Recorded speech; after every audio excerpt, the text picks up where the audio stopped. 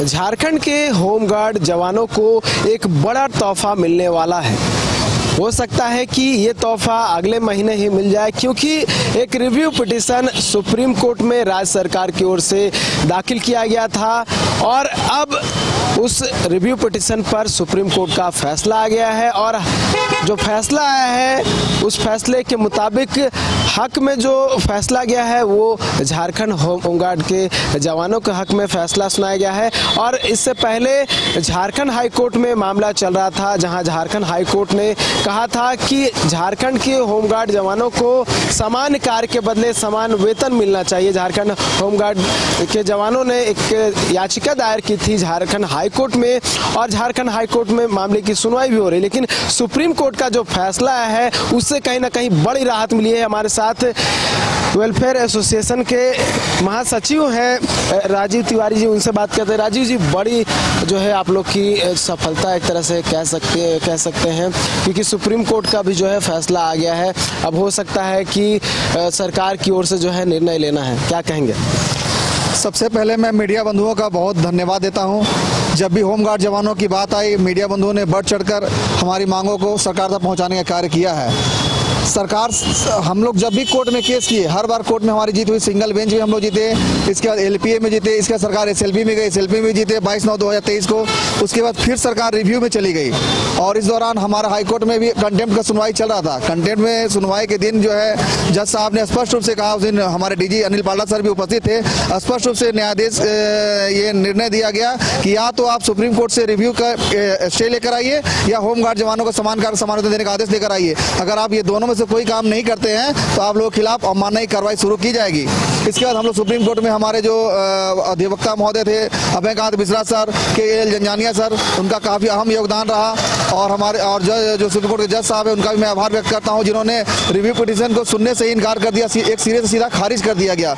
तो ये हम लोगों की एक बहुत बड़ी जीत है। हमारे इस एसोसिएशन के जो प्रदेश उपाध्यक्ष अजय प्रसाद थे, वो इस केस के मुख्य पिटीशनर थे, उनका भी काफी अहम योगदान रहा। एक मैं बड़ी चीज बताने जा रहा हूँ, जो अजय प्रसाद थे वो 24 वर्ष तक सेवा से बर्खास्त थे। उन्होंने आवाज उठाई थी जिस पर विभाग के द्वारा उन्हें बर्खास्त कर दिया गया था, लेकिन भगवान की एक कृपा देखिए कि इधर कोर्ट का निर्णय आया और उनका भी ज्वाइनिंग का लेटर निकल गया।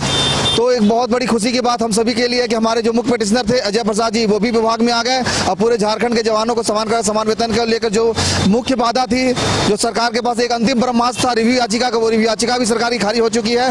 अब मैं माननीय मुख्यमंत्री श्री हेमंत सोरेन जी से हाथ जोड़कर प्रार्थना करता हूं कि अब आप जो है झारखंड के होमगार्ड जवानों से जो आपने वादा किया था, उस वादे के अनुरूप होमगार्ड जवानों को समान का समान वेतन का जो है इसका आदेश तत्काल लागू करने की कृपा की जाए, जिससे होमगार्ड जवान आपकी सरकार का जय जयकारा कर सके।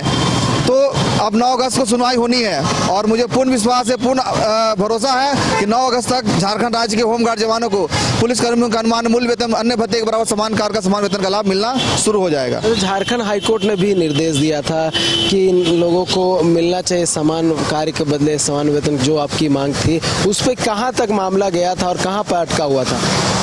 समान कार्य समान वेतन को लेकर मामला काफी दूर तक चला गया था। आप सभी को मैं बताना चाहता हूं कि वित्त विभाग से भी इस मामले में सहमति हो गई थी, विधि विभाग से भी सहमति हो गई थी, मीडिया के अखबारों में भी समाचार आया था। केवल मुख्यमंत्री जी का अनुमोदन होना था और उसके बाद कैबिनेट में जाना था। इसी बीच गृह सचिव जो थे भारत सरकार गृह सचिव अजय भल्ला जी का एक पत्र आया झारखंड सरकार को और अन्य राज्यों को भी गया। उसी पत्र के आलोक में सरकार जो है कि वो रिव्यू याचिका में सुप्रीम कोर्ट में वो चली गई। तो अब तो अजय भल्ला जी का जो आदेश था वो आदेश भी अब खारिज हो चुका है सुप्रीम कोर्ट के द्वारा।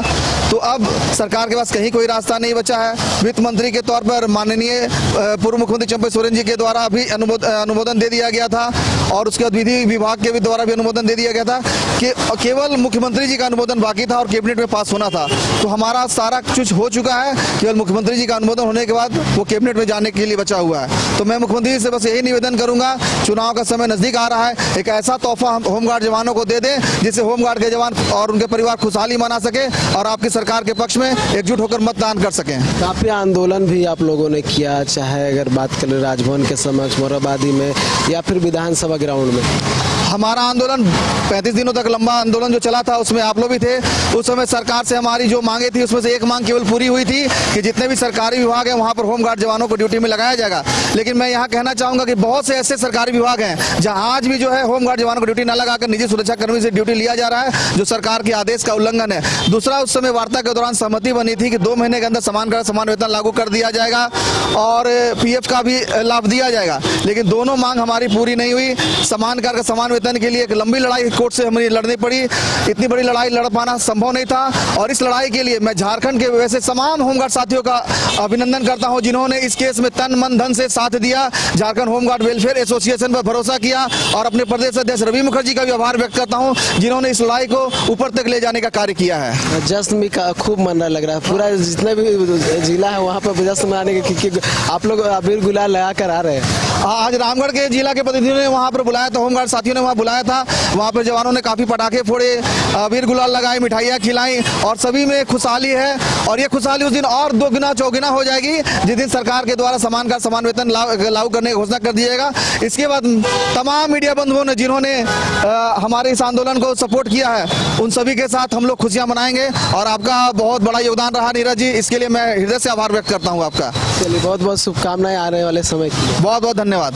इतनी बड़ी खुशखबरी आने वाले समय में मिल सकती है क्योंकि सर्वोच्च न्यायालय से फैसला आ चुका है, बस उसका कॉम्प्लायंस होना है क्योंकि झारखंड हाईकोर्ट से भी ये निर्देश पहले मिल चुका था और अब ये जश्न मना रहे हैं क्योंकि अब इन्हें लग रहा है कि जो इनकी लंबी लड़ाई थी और लंबे समय से ये मांग कर रहे थे इन्हें समान कार्य के बदले समान वेतन मिलना चाहिए, वो संभव होता हुआ दिख रहा है। अब आने वाले समय में देखने वाली बात होगी कि कब इनका जो मांग है वो पूरा होता है और सरकार कब इनकी मांगों को जो है पूरी करती है। न्यूज़ बाइस्कोप के लिए कैमरा पर्सन तापस के साथ नीरज कुमार, रांची।